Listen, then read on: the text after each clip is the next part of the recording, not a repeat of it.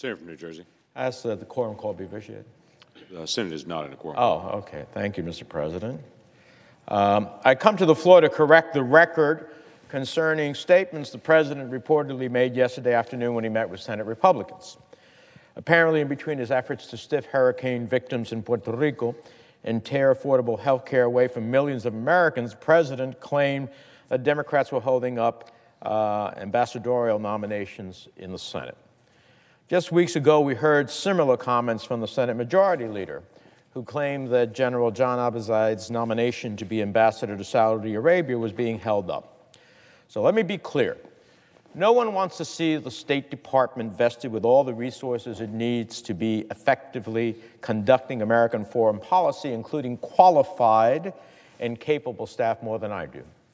We cannot promote our foreign policy, protect American citizens, advocate for American businesses, or advance American values without a robust diplomatic corps. So I want all of my colleagues on both sides of the aisle to know that each time the Senate Foreign Relations Committee has received nominations, I've dedicated my time and staff resources to efficiently and diligently vet and advance these nominations. In the last Congress, the committee reported 169 nominations. So I reject the assertion that we have not done our part to ensure that the State Department is appropriately staffed.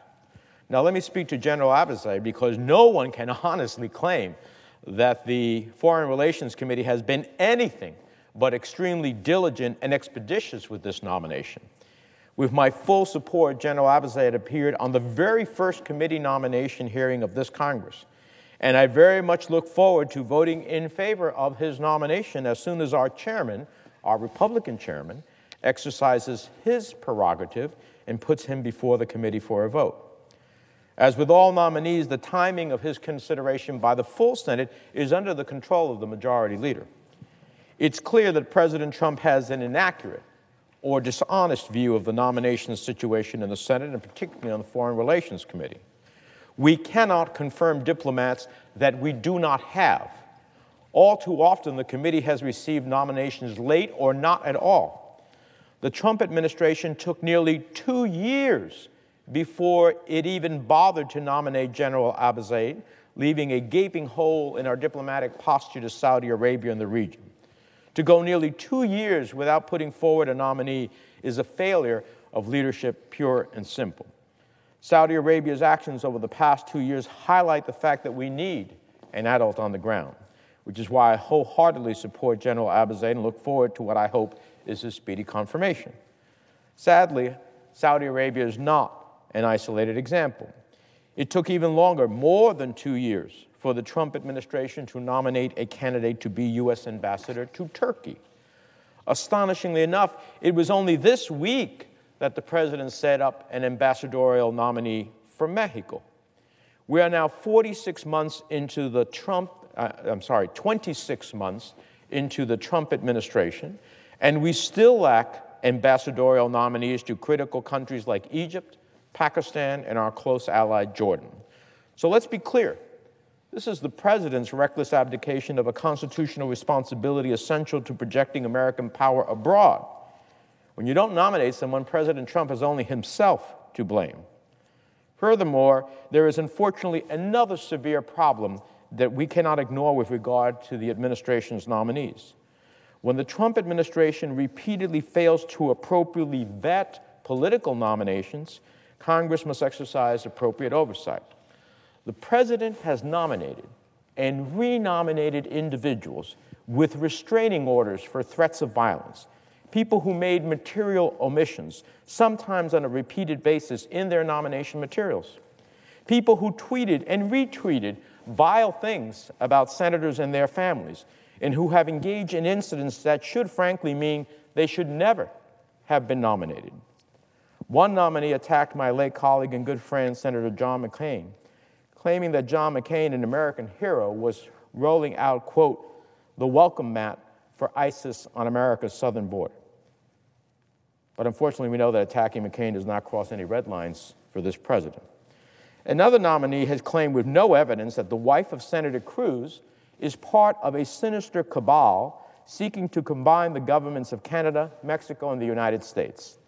This nominee called Hillary Clinton a terrorist with amnesia and retweeted someone calling Senator Romney a dumb ass. You can't make this stuff up. Senator Sass's office said that nominee should, quote, put on his tinfoil hat and visit our office with evidence for his salacious conspiracy theories and cuckoo allegations, and went on to observe that, quote, people who want to serve Americans as our diplomats and spokespersons abroad should know that words and truth matter, even during campaigns. Cynics and nuts are probably going to have a hard time securing Senate confirmation, close quote. And I couldn't agree with him more. Yet the president thought highly enough of these individuals and lowly enough of the U.S. Senate that he nominated him for an ambassadorship in these two successive Congresses. Another ambassadorial nominee was the subject of a temporary restraining order after she left a bullet-ridden target practice sheet on her doctor's chair. Again, you cannot make this up. As for being unresponsive to committee requirements for all nominees, I can understand that nominees may accidentally leave off a few businesses that they were involved in. But we had one nominee who failed to inform the committee of dozens of businesses, and another nominee who even more egregiously failed to mention multiple lawsuits that he was involved in, including one in which he was alleged to have fired a female employee who complained of sexual harassment. Given the nature and frequency of these omissions, it's hard to believe they were unintentional. So when the White House, either through negligence or incompetence, sends us unvetted, unqualified nominees, incapable and oftentimes offensive, my staff and I use due diligence on behalf of the American people. So to make this crystal clear, the president can speed up this process. All he has to do is start nominating Americans with appropriate credentials and honorable conduct in their careers. It's not rocket scientists. Mr. President, the United States and our allies continue to face tremendous challenges around the world.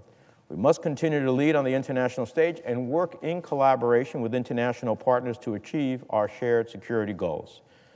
But to have our diplomats in place, they must be nominated in a timely fashion and vetted properly. That's what the real holdup here. That's what it is, not Senate Democrats. And I refuse to let the president point the finger at us when he should be pointing the finger at himself. With that, Mr. President, I yield the floor.